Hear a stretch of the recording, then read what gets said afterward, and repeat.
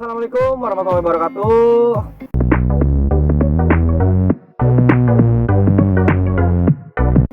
Halo dulur-dulur, kali ini saya sedang berkunjung ke salah satu ponpes, pondok pesantren. Saya langsung tersentak ke sini. Soalnya apa, saya dengar dari salah satu kameramen saya, dia membangunnya tuh dari nol banget. Nah, jadi saya langsung tersentak, wah kayaknya lebih seru nih kalau saya wawancarai pemilik ponpes ini. Nah sekarang saya sudah berdampingan. Coba lihat sini, kameramen. Kameramen. Maaf ya Pak Ustadz. Assalamualaikum Pak Ustadz. Waalaikumsalam warahmatullahi wabarakatuh. Gimana Pak Ustadz kabarnya? Alhamdulillah sehat. Sehat. Saya juga sehat Pak Ustadz. Boleh berbincang-bincang sedikit nggak Pak Ustadz? Boleh. Jadi saya pengen tahu Pak Ustadz sejarahnya, terus dari berawal katanya sih dari bermimpi ya Pak Ustadz itu bermimpi. Jadi pengen punya ponpes dan akhirnya kesampaian. Ini saya ini tahu cerita ini dari teman saya Pak Ustadz, dari kameramen saya. Oh, kameramen di sebelah sana. Oke Pak Ustadz, silakan perkenalkan diri dulu ke dulur-dulur. Sebelum saya membahas masalah sejarah, saya akan perkenalkan dulu. Nama saya Susiawan SPDI.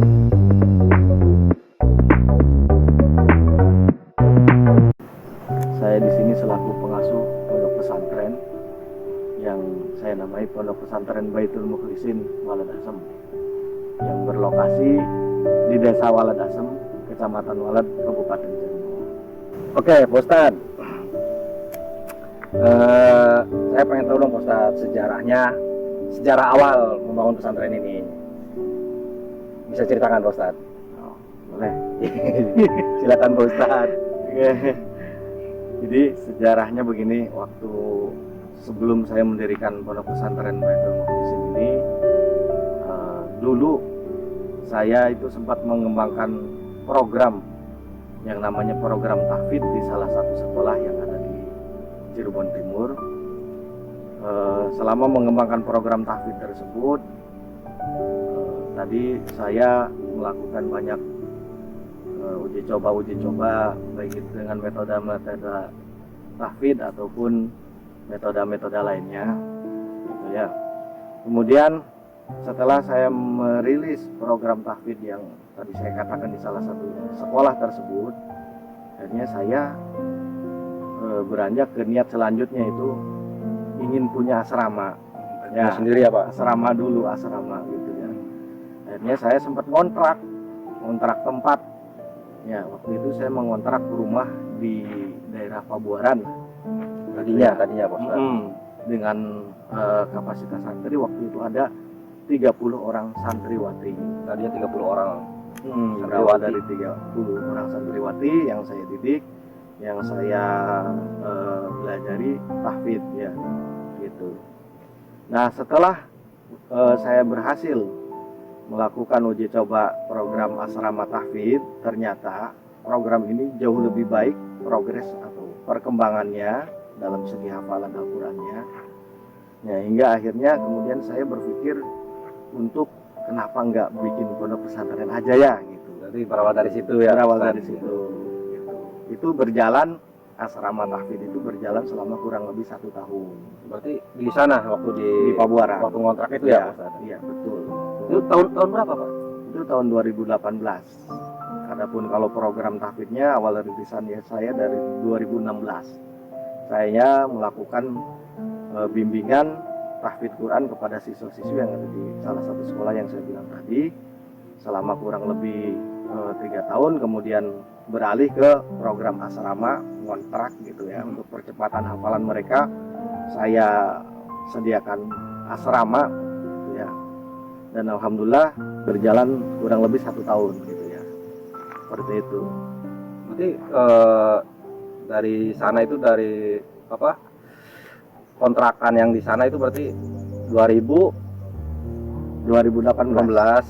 Lalu pas ini pindah ke sininya udah tempat ini kan udah bisa apa, tempat sendiri ya Pak Ustadz? Ya betul. Jadi Pondok Pesantren Baitul Mukhlisin Walid Asam ini berdiri di tanah seluas kurang lebih 6.000 meter atau kurang lebih 1 hektar lah di sini.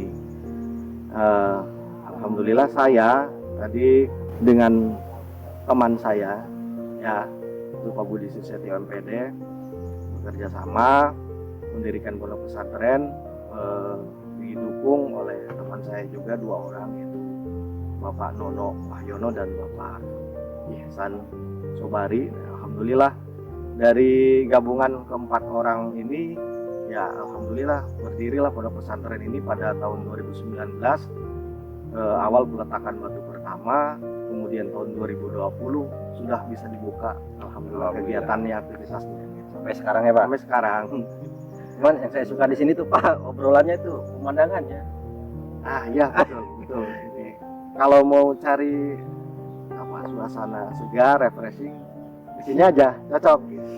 Ya, makanya tuh wah, ini Lur di atas bukit loh pemandangannya. Wah, mantap. Ya, sambil lihat sunset, ngopi-ngopi ya kan. Oke, Pak Ustadz. Siap.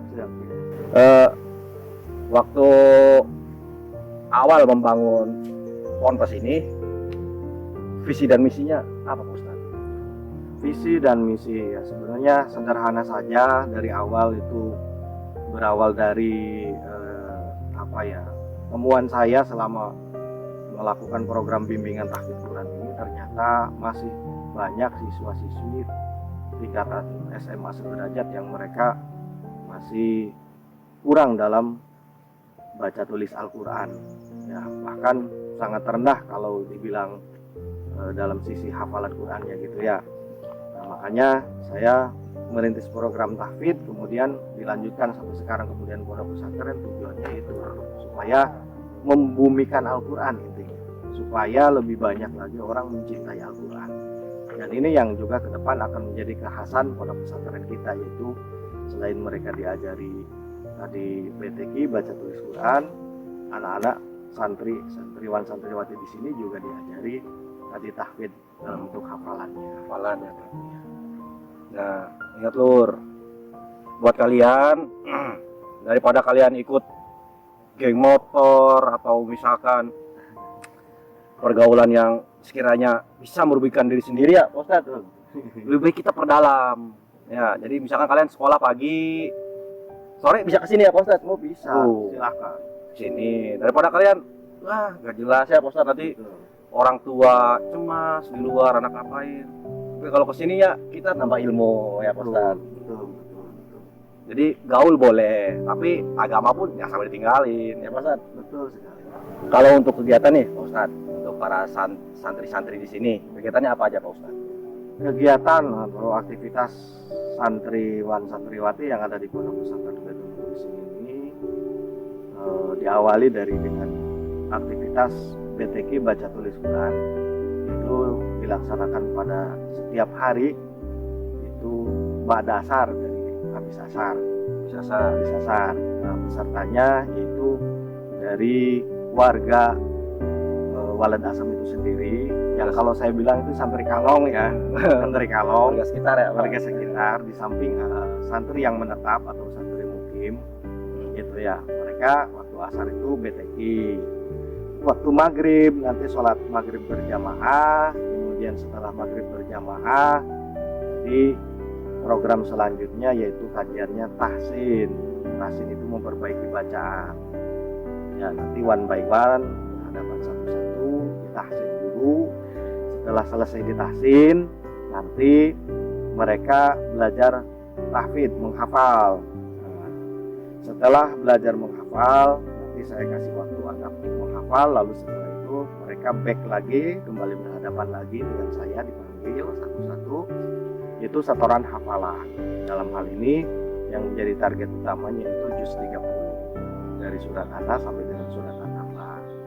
Dan hafalannya tidak dipaksakan, sesuai dengan kemampuan si peserta didik atau si santri. Harus, kamu harus bisa. Enggak ya Pak, berarti kita mengalir aja, menyesuaikan ya Pak. menyesuaikan Jadi aja. kalau dia mampunya segitu, ya mungkin lain waktu mungkin dia bisa lah gitu. Betul. Ya Pak Ustadz, sedikit ya. Sedikit demi sedikit, karena setiap santri itu progres hafalannya beda-beda, kemampuan dalam menghafal itu beda-beda. Maka saya tidak tekankan, tidak paksakan untuk kemudian target harus sekian surat, tidak.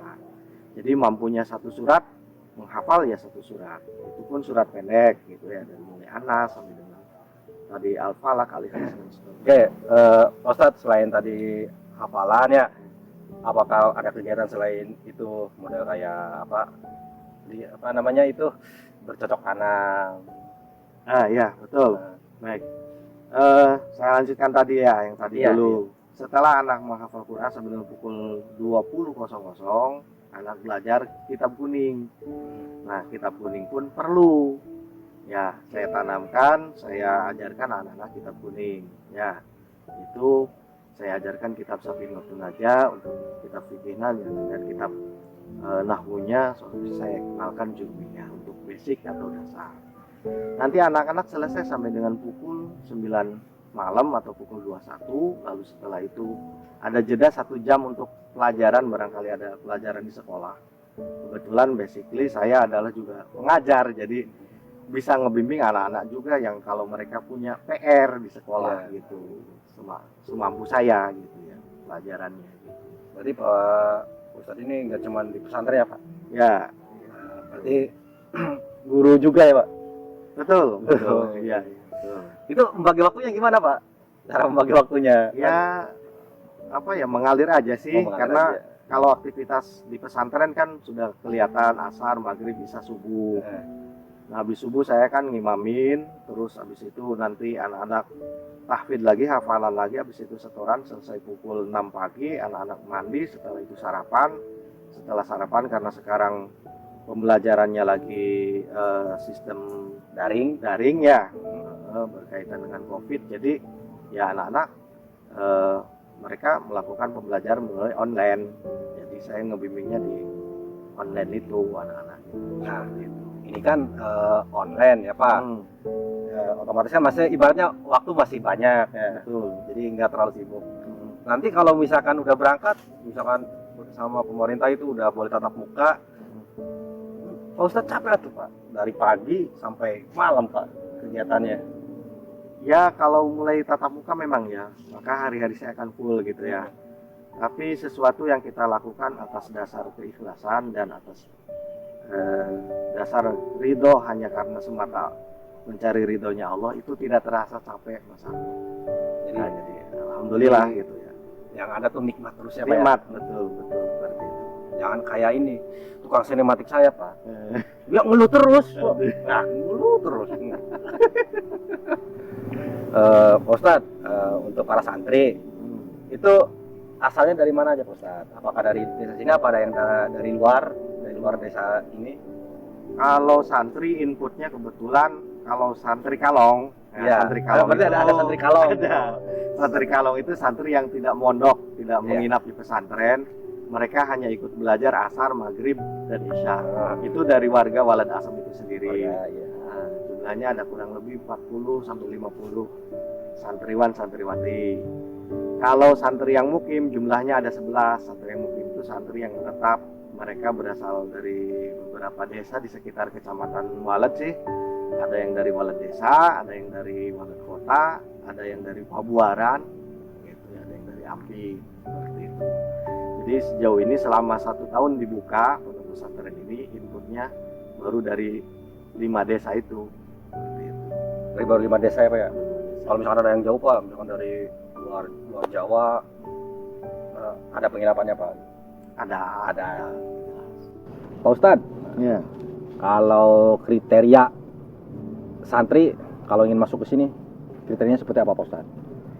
Kriteria santri secara umum yang mau mondok di Pondok Pesantren Baitul Mukhlisin adalah semua santriwan dan santriwati yang mereka jenjang usianya adalah dari mulai lulusan SD ke SLTP atau dari SLTP ke SLTA gitu, SMP, SMA gitu.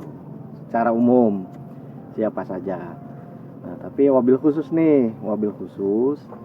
apabila ada calon santri yang mau mondok di sini, mereka adalah berasal dari keluarga yang tidak mampu atau dia adalah yatim maupun piatu, itu gratis, tidak dipungut biaya sepeser pun.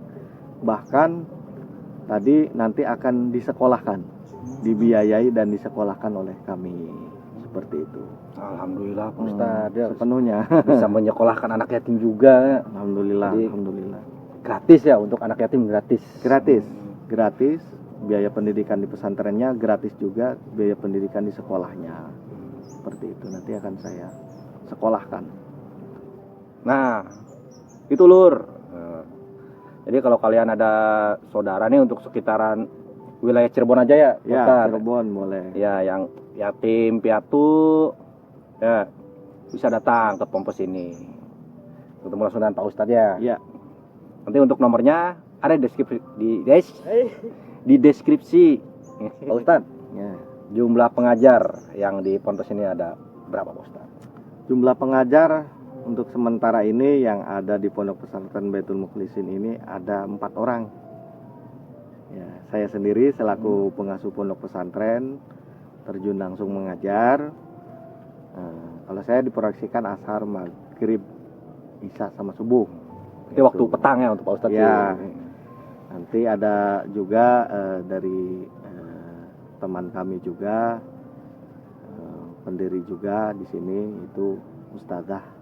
Ada beberapa ustadzah, 3 orang yang mengajar. Yang membantu 3 orang ustadzah ya Pak Ya, Ustadz? barangkali Mas Ardo mau jadi calon pengajar di sini boleh. Iya kan? Saya belum tinggi Pak Ustadz. Saya masih banyak dosa. Aduh, kan masih terbuka pintu taubatnya. Iya. Kan gitu. Doakan saya ya Pak Ustadz ya. Amin, amin. Lur, doakan saya Lur.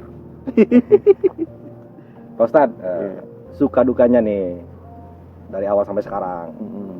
Sukanya seperti apa, dukanya seperti apa, harapannya gimana juga. Sok coba dari Pak Ustadz. Suka duka. Iya, suka Gitu duka. ya. Zaman now ya, suka Iya. duka gitu ya. Zaman now gitu. Sukanya alhamdulillah lebih banyak. Saya lebih banyak menceritakan sukanya aja ya. Sukanya, suka. sukanya itu kita merasa bahwa ilmu kita itu bermanfaat untuk banyak orang. Kata Rasulullah, khairun nas anfa'uhum linnas. Sebaik-baik manusia adalah orang yang bermanfaat bagi orang lain. Yang melalui konsep hadis Rasulullah itulah kemudian saya punya power lebih, punya keberanian lebih, punya sesuatu lebih lah untuk merealisasikan cita-cita saya di sini gitu kan, untuk mendirikan Ponpes sampai dengan sekarang berjalan pondok pesantrennya. Seperti itu. Untuk dukanya sementara ini gambaran aja dulu ya. Ya, gambar aja ya. Gambarannya Gak usah ini Pak sedikit aja. Ya, udah. Sedikit, ngintip aja ngintip. Ngintip ya. Ya, Untuk ngintip aja dukanya dukanya. kebetulan dari awal merintis sampai dengan sekarang kurang lebih 2 tahun lah. Asar, maghrib, isya, subuh saya harus terpisah dari anak dan istri saya. Karena belum punya rumah di sini. Insya Allah mohon doanya buat teman-teman semua. Amin. Mudah-mudahan dalam waktu dekat ini udah bisa bangun rumah di sini supaya Amin. kualitas mengajar santri juga lebih maksimal dan anak-anak santri lebih terjaga gitu. Ya. Sementara ini sih masih PP Mas Ardo. Saya kesini asar, maghrib, isya, subuh. Jadi kalau misalkan nanti full berangkat semua sekolah ya, nanti Pak Ustadz berarti pulangnya jarang ya Pak Ustadz? Pulangnya jarang. Jarang pulang dong Pak Ustadz. Betul, Ini nanti Bang betul, Toyib betul. bukan Ustadz? Enggak. Enggak, bukan Bang Toyib. Jadi itu mah Bang Jadi. Bang Jadi. Iya, Lur, betul. Bang Jadi Lur. Ini yang terakhir Pak Ustadz. Harapan kedepannya seperti apa? Harapan ke depan masyarakat secara umum, secara luas lebih sadar lagi akan pentingnya nilai-nilai pendidikan, lebih khusus yaitu pendidikan agama yang dari zaman ke zaman sekarang sudah mulai luntur. Masyarakat harus segera sadar, orang tua dan kita semua juga adalah orang tua dan mungkin calon orang tua ya. Kita harus sadar betul bahwa pendidikan agama itu penting dan bukan hanya penting di mulut tapi juga memang harus dalam kehidupan sehari-hari harus diterapkan itu. Apalagi anak zaman sekarang itu ya mungkin terbawa model kayak ikut-ikutan apa sih gangster ya Pak Ustadz. Ya itu betul salah satunya kenapa sekarang terjadi banyaknya merebaknya kenakalan remaja dan sebagainya, karena mereka tidak mendapatkan pendidikan karakter yang maksimal. Pendidikan karakter yang maksimal itu hanya didapat di pondok pesantren ya. Karena ini saya pengajar juga gitu di sekolah berapa puluh tahun, susah sekali untuk mendidik anak, membentuk karakter anak khususnya gitu, dan hanya dapat di pesantren ini. Tapi menurut saya sih bukan kenakalan remaja Pak Ustadz. Jadi lebihnya itu ke kekerasan ya Pak Ustadz. Ya nanti larinya ke sana. Ya kan kalau misalnya nakal mah ya saya juga kan ya nakal kan, nakal itu paling ada pulang terlambat apa. Tapi kalau sekarang itu ngeri-ngeri tuh Pak Ustadz, kan bawa curi gitu kan. Iya. Jualan bos sambal itu termasuk kekerasan. ngeri. Kriminal udah bukan lagi kenakalan ya Pak Ustadz. Ngeri yang kayak gitu. Kalau di sini kalau ada anak santri yang nakal saya kasih 1.000 Pak. Oh, maksudnya gimana Pak Ustadz? 1.000 Saya kasih 1.000. Siapa yang nakal saya kasih 1.000. Jadi saking keseringannya dia berbuat nakal, 1.000 lama-lama malu dikasih terus 1.000 gitu. Jadi menyelesaikan kekerasan itu tidak dengan harus Kekerasan lagi. Iya. Nanti kalau bisa kekerasan. Nah, Pak Ustadz, jadi betul. bentrok lur. Jadi kita itu harus menyesuaikan juga ya. Iya. Jangan anaknya keras, kita keras lagi. Ya, yang ada ya udah guprak ya Pak Ustadz. Iya. Tapi kita secara halus ya. Betul. Yang penting ngena ke hati. Betul. Kalau udah ngena ke hati, clear. Ya Pak Ustadz, bener ya? Oke, betul sekali. Tuh, dengerin ya, kameramen. Itu wejangan buat kalian semua. Ada yang mau ditanyakan nggak dari kameramen? Ayo. Kameramen apa? Mau tanyain? Kalau Iya, kalau apa? Kalau ada yang mau daftar di sini jadi santriwati atau santri, ya. nah bisa menghubungi kemana? Oh, gitu Pak Ustadz. Yang mau daftar ke sini santri apa santri tadi? Santri mau daftar ke sini. Bisa hubunginya kemana? Untuk sementara ini saya penerimaan pendaftaran santri itu melalui relasi dari teman-teman ya, dari teman-teman di tongkrongan, teman-teman di kedai, teman-teman semualah, termasuk teman-teman guru di sekolah. Jadi banyaknya sih yang datang ke sini langsung dibawa langsung si calon santrinya. Tapi kalau mau menghubungi bisa menghubungi nomor saya. Nanti ada di sini. Ada.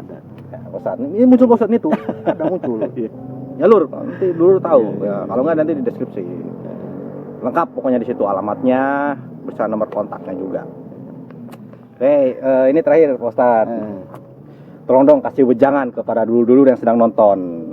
Jadi biar mereka itu tobat Pak Ustadz. Waduh, saya kan tadi udah ngasih wejangan. Maksudnya ada kopi, ada rokok. Wejangan apa ini? Nah, kata-kata mutiara Pak Ustadz. Biar ngena ke hati Pak Ustadz. Masalahnya kopi, iya, ada dulur-dulur yang makan gorengan 5 ngaku 2. Darmaji itu. Darmaji. Sehar 5 ngaku hiji.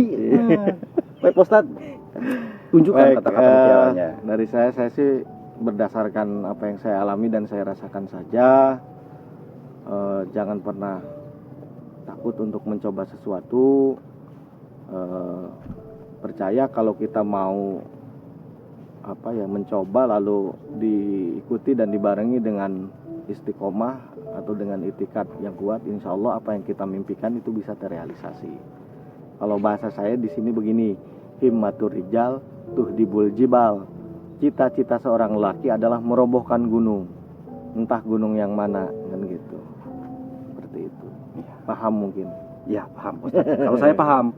Tapi kalau kameramen saya pikirannya beda lagi. Jadi dia pikir kemana-mana. Wah.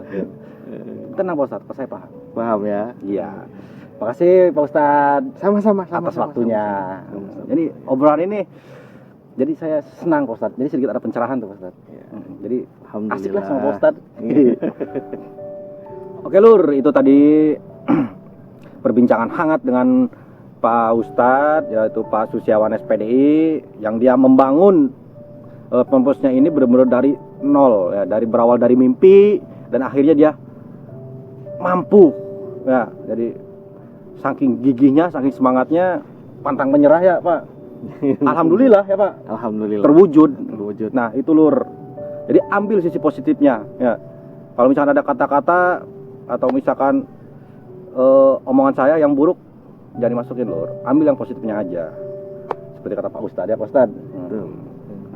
Oke, sekian aja dari saya. Wabillahi taufiq wa hidayah. Wassalamualaikum warahmatullahi wabarakatuh.